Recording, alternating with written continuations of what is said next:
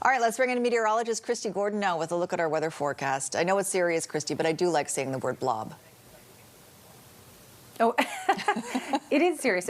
I'm with you, though. I think we had, I remember talking about it years ago, and we had it was like a couple of blobs each year that we were talking about, or one blob, but in a couple of years. And I'm with you, Sophie. It's always fun to say it. I just want to mention skiers and snowboarders, if you're wondering, is a warmer winter going to ruin your ski season? Not necessarily. La Niñas tend to bring more action with more moisture, which is great news, more snowfall, therefore, and it doesn't always translate into the freezing levels. So it's still a wait and see type of scenario. This is the scene out there right now, Sophie. The sunset right now is at 4:47, which kills me. I don't love that at all. But we are expecting sunshine tomorrow right across the province. So this system here is going to drop down in a way. We're expecting beautiful conditions across the region tomorrow, and into Wednesday, that's when we're back into wet weather, but it doesn't shift in until sort of the midnight period tomorrow night. So we've got a great day on the way for our region. So here's a look from northern regions right down into the south. We're expecting single digits, so it will be a little on the cool side, but we'll take it for some sunshine. And we're not completely going to see clear skies. We will see cloud cover at times, but still pleasant conditions compared to the wet weather, of course, that we saw on Halloween, which wasn't great. And then as we head into our Wednesday, that's when we're expecting the wet weather once again, and it does look a little wet for the latter part of the week. Okay, back to you. All right, thanks, Kristi.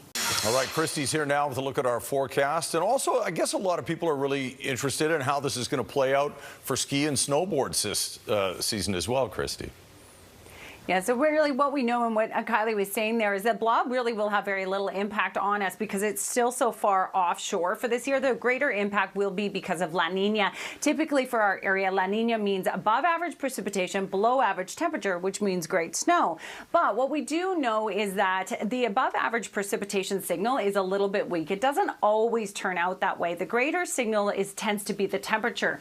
But over the last several years, now that our climate is changing, that cooling effect of La Nina is happening less and less because our climate is actually warming. So it sort of balances those out. So in terms of that temperature and the precipitation, there's actually less and less that we know for sure about La Nina. So it's still a wait and see, but we are still, of course, hoping for more snow this season, skiers and snowboarders alike. I wanted to show you this image because it is beautiful at the sunset that is, which is happening now at 4:47.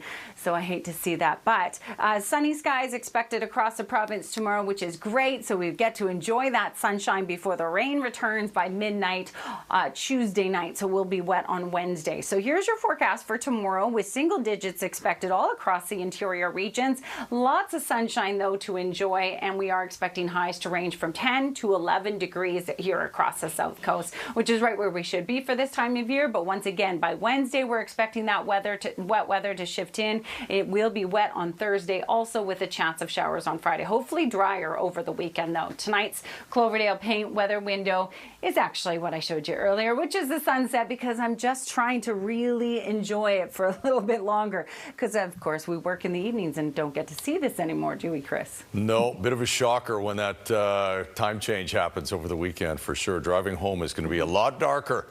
Thanks very much, Kristi. It's a beautiful photo. After an historic World Series, the Blue Jays can count on more fans than ever following the team, its players, and who'll be back in 2026. Eric Sorensen, Global News, Toronto. Well, we can only hope. Well, as I said, it's a long road back, but they're still a good team. All right.